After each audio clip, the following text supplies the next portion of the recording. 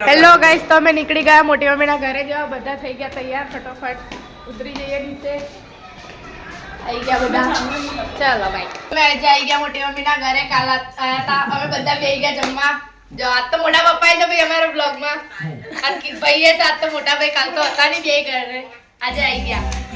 તો ગાઈસ અમે આજે મોટી મમ્મીના ઘરે આવ્યા હતા, પહોંચી ગયા ધાબે અને ઉમર ભાઈ માં ત્યાં અને પછી અમે ચકાઈશું મસ્ત મસ્ત પતંગ.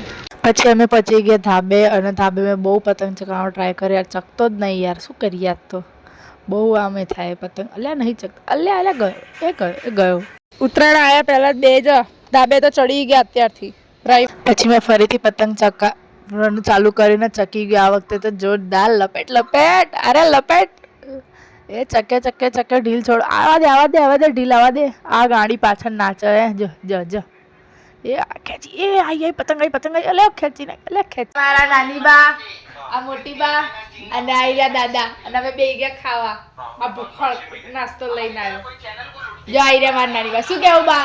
ચેનલને સબસ્ક્રાઇબ કરી દો, કહી દો બધાને, કહી દો.